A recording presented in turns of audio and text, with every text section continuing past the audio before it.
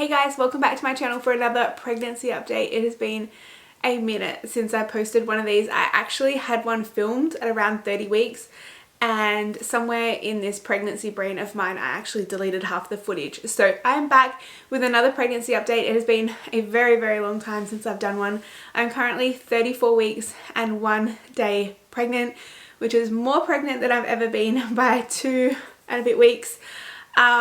And honestly, I feel like a fish out of water. I don't know if I'm coming or going. I don't know if my symptoms are normal or not. I feel so weird at this point. We are literally on baby watch. Baby could come any day now. That's how I feel. So I'm very excited, very nervous, very anxious, but I wanted to jump on in and let you guys know how I've been feeling and how everything has been going. I get a stack of messages from you guys all the time and I feel so guilty for not updating you sooner. But I did want to give you an update today on how things are going. So let's just jump on into it. If you're new to my channel and this is the first video that you've seen from me, welcome. I'm Tammie. I make mummy and lifestyle videos here on YouTube, generally a lot more regularly than what I have been. I also want to apologise for my lack of breath. Obviously, being 34 weeks pregnant, there isn't a whole lot of room in there for my lungs, and yeah, I'm getting puffed out pretty easily at the moment.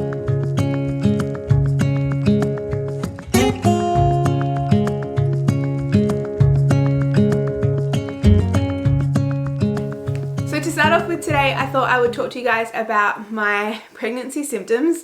There have been so many changes. Some really dumb stuff has been happening. I cannot think to save my life. The other day I locked my house keys in the car and my car keys in the house, but it wasn't even my standard car key. It was my spare car key because I'd already lost my normal car key, which I later found locked in the car. Oh my gosh, you guys, I cannot even believe I did that. Matt had to come and rescue me because we were literally stranded outside the house, and yeah, it was an absolute disaster. I also lost my bank card a few weeks ago and I had to get another one ordered. I honestly can't think straight.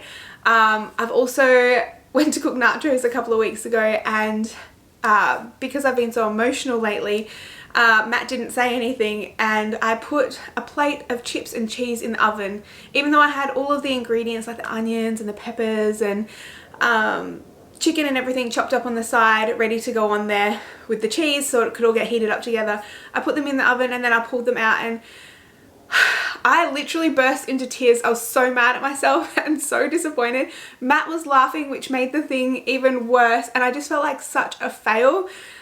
I know this is like so insignificant, and it's just, I just wanted to share with you guys where my head's at. Like, I literally haven't been thinking. So I've been trying to cook the most basic meals lately, which if you guys know me, you guys have watched my channel a lot, you know that I like to try different recipes quite a bit.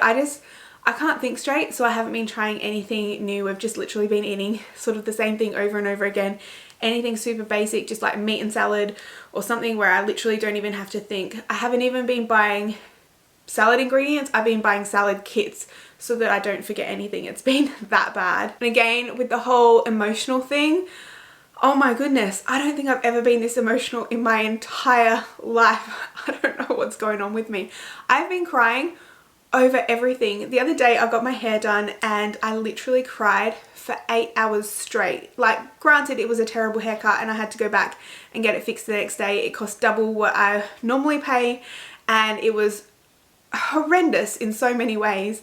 But I cannot believe that I cried for 8 hours straight over it, and then I cried the next day because I cried the day before, and I've been a bit of a mess. I can't think straight. I'm crying all the time. We were literally having Sunday morning snuggles in the bed. This is something we do every Sunday morning, is Sam comes into our bed and we just kind of hang out for a little while before we all get up. It's the one day of the week where no one leaves the house really, unless we're going out for a family adventure, and we just really like to have that family time. And we were just talking about how things are going to change to Sam, and you know, the baby's not going to be in my belly for much longer and it's going to be on the outside, and how we're going to fit in the bed and things like that. And I just started bawling my eyes out because then I realized that things were going to change, and just so many things, you guys. It's ridiculous the things I'm crying over at the moment. You guys would laugh your heads off if you saw me in real life. I am an absolute mess. Some of the more serious pregnancy symptoms though, I guess, have had me quite on edge, especially in this past week. Last weekend we had a little bit of a baby brunch. It wasn't a baby shower. Presents were illegal, even though every single person bought one, which just made me cry even more. I probably overdid it. My feet all swelled up. Friday night I got a little bit of blurred vision, and I just really have been struggling with the swelling. I've had a lot of swelling in my hands and arms. So come Sunday was probably the worst day. I probably should have gone in to get checked out, but I felt terrible all day Sunday. Things have settled down now, so I'm kind of, I don't know really what to do. I've just been really monitoring my symptoms. I've been resting wherever I can. My feet are still quite swollen, which I know is a pretty common pregnancy symptom, but the blurred vision had me a little bit worried. I could feel like the blood pumping around my body, and I don't know if it was anxiety because my feet were swelling and I thought that maybe something else was happening. All of those symptoms have pretty much calmed down now, so I'm definitely keeping an eye on them. But yeah, that was just something I wanted to mention, that I had a bunch of those symptoms, and it's something that I've never had before. So I've never really gotten dizzy like that before. But definitely resting has helped a lot. Along with the hands and the arms and the feet and the legs and the ankles swelling, I also had a bit of puffiness in my face, which again, Dr. Google had me a little bit worried. It can be a sign of preeclampsia. So I've just been really taking it easy. I feel like if my blood pressure starts to go up, or if I feel like I can feel the blood pumping, I'll definitely just run around to the pharmacy. We've got one just around the corner, and just get it checked rather than going into the hospital. But with the whole COVID thing, even though we're relatively safe where we are here in South Australia, I just don't want to be going into the hospital every time I feel like something could be wrong. Does that make sense? I'm trying to really control my anxiety, and I feel like I could be in there nearly every other day if I let every little tiny thing scare me. So I have been taking it really easy. Definitely the last couple of days the swelling has gone down, and I've been resting a whole lot more. Something that we do try and do is go for walks around the mall. It's pretty cold here at the moment, but I've found that just going for a small walk, doing like even just one lap just to get the blood moving in my body, looking at a couple of toy stores and stuff with Sam has definitely been helping, as well as just being at home sitting down with my feet elevated. That has definitely helped. I've tried increasing my water intake and eating more bananas, so I feel like all of that sort of combined is definitely helping the situation. I do have an appointment tomorrow for an ultrasound, and if I feel a little bit off still, I might just duck into women's assessment and just let them know what's been happening and get them to check my blood pressure while I'm there, just to be sure, because I feel like it can never be too safe, but at the same time I don't know. I don't want to be one of those people that just goes to the hospital, rings up every 5 minutes when there's just nothing wrong. So yeah, I've been a little bit out of sorts with that. And then the last thing that I've noticed is I feel like this week my belly has definitely dropped. So on Sunday, again family day, we decided to take a little drive and go to a playground we've never been to before. When we were on the drive, I, no joke, felt every single bump. Like, it was painful. It was not pleasant. So I don't know if that is something that was just because I was overtired and overdone from the weekend, from Saturday, from the baby brunch, or if it was baby dropping and moving or something. I'm not entirely sure, but I definitely feel like my belly is sitting a lot lower. Yeah, I don't know. I don't know when baby's gonna come. It has me excited, but obviously very, very anxious. I don't feel ready. I don't want to miss, like, I don't even know how to explain this. I feel like I'm really going to miss being pregnant, but at the same time I'm so ready for this baby to come home, just so that it's in our arms and we can just, I don't know, yeah. That's kind of how I'm feeling at the moment. I feel like I'm not myself. I don't know if anyone else feels that during pregnancy, but I definitely don't feel like myself at the moment. In terms of doctor's appointments, it's been about 7 weeks since I've done an update, so I've actually had quite a few appointments. I've had an ultrasound. Baby is measuring quite large. Baby at 29 weeks was measuring at 1.8 kilos. I'm just going to put it out there right now. I literally nearly jumped off of that bed and ran up to labour and delivery and told them to take the baby out, because Sam was only 1.94 kilos and that hurt a lot. I'm not gonna lie, that hurt a lot. So I am freaking out just a little bit. You guys on Instagram put my mind at ease and said that bigger babies are generally less painful to birth. I'm hoping you're right. I really am hoping you're right at this point, because I feel like this baby is going to be giant. I just filmed my what's in my baby bag video, and I've put 40 clothes in there, and I'm like, is that going to be the right size? Like, the 50s didn't fit Sam when he was born. They were far too big, and I don't know if I should be putting 30s in. Like, I don't know how you'd get a 30 size baby out. I've never been this pregnant before, so I don't know what to expect. Put my mind at ease, you guys. Tell me, how big was your baby when it was born? How did you birth your baby? And was it easier if you've had a prem baby and then a full-term baby to have the full term, or the prem baby? Let me know, because I'm a little bit nervous about that. I do have another ultrasound scheduled for tomorrow though, so I will try and vlog tomorrow the best I can and give you some updates then of how big baby is looking. One of the things that had the doctors a little bit worried was baby's tummy was a little bit big, which is where we kind of go into the glucose test. I have had to try and do 2 lots of the 3-hour glucose tests. The first one, I failed miserably. I could not get the drink down. It all came back up. So that was a bit of a fail.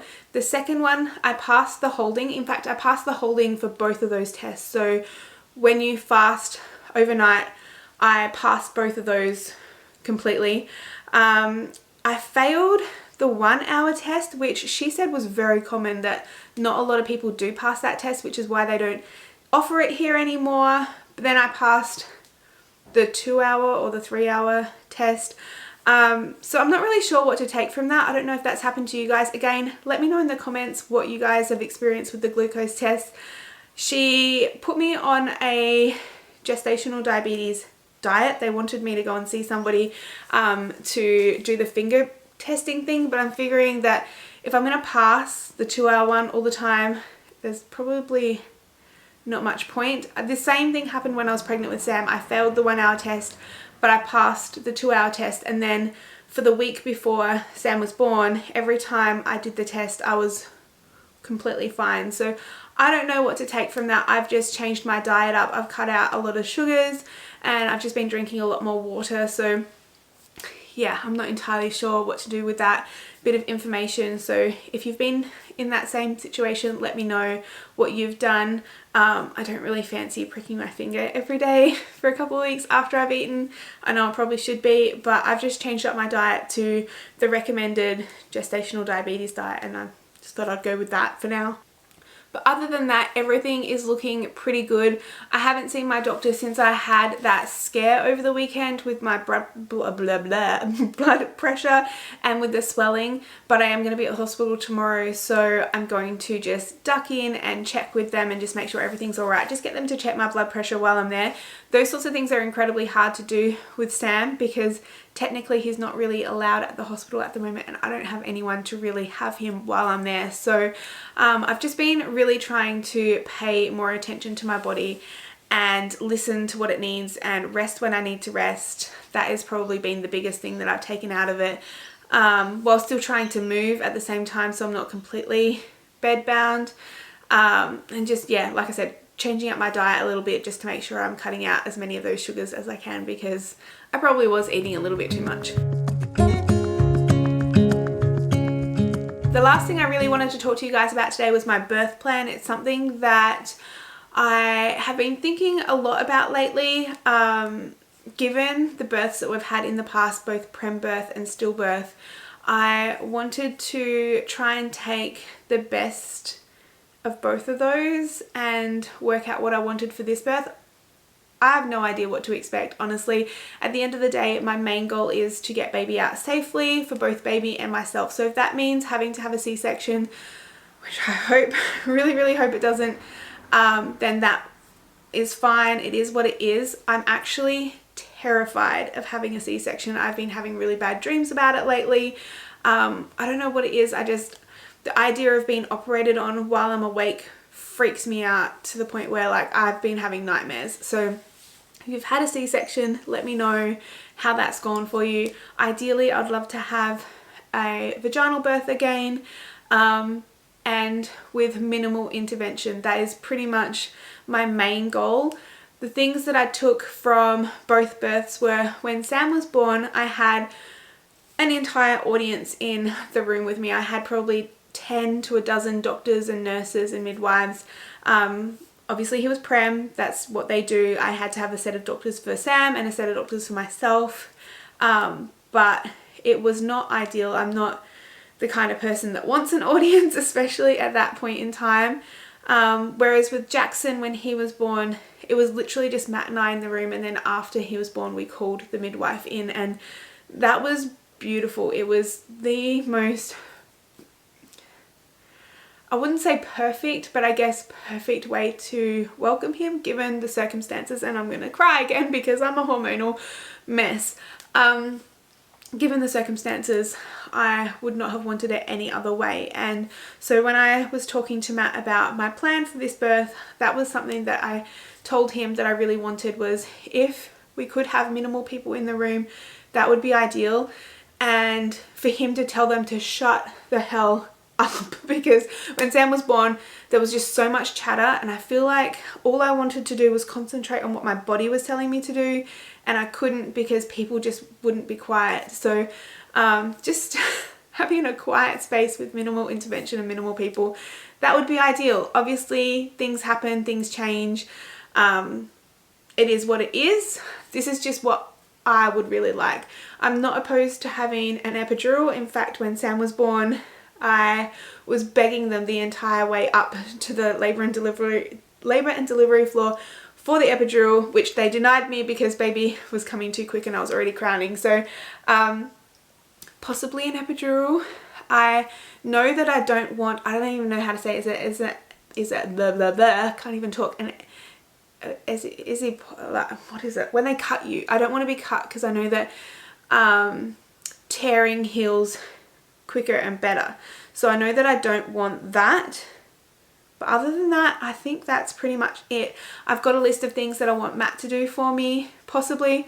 While I'm in labour, I could completely change my mind and not want to be touched at all. But one of the things that I thought would be nice would be for him to brush my hair, to give me a bit of a massage of my lower back, and also with the shower, like just run the hot water on my lower back. They're things that I've heard can really help with pain management without having to have an epidural. So for any of you guys, any ideas of pain management without an epidural, let me know down below.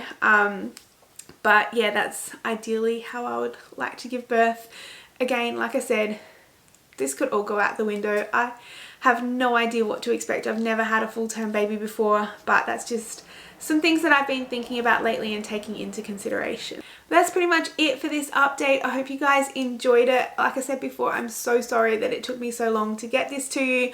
I do have another appointment with my specialist next Tuesday, so I will do another update next Wednesday for you guys and let you know how that all goes. That'll have the ultrasound results from tomorrow, and then her sort of findings and what she wants to do in that video update thing as well. And I'm pretty sure at that appointment we're going to be booking an induction date if I haven't gone into labour already, because I know that she doesn't want me to go past 39 weeks, but based on baby's size, I think that's when she's going to pick the date. So unless we've had baby before then, next week we are going to find out baby's birth date, which is very exciting. I'm excited. I'm so nervous. Yeah, it's all very exciting. There's so much happening. I am going to try really hard to give you guys an update every single week. I'm going to try and vlog the next couple of weeks almost daily. If I can, I'm going to try. You guys don't hold me to it because I keep promising you stuff and it just doesn't happen. But I just want to film everything coming to an end of this because I've never been here before and it's all very exciting for me, and I know you guys are very excited too. So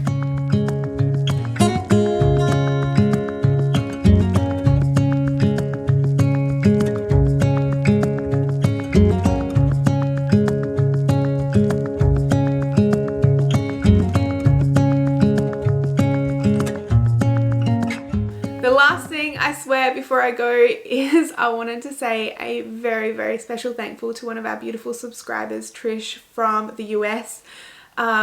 She sent us the most generous and sweet package, and I'm gonna cry.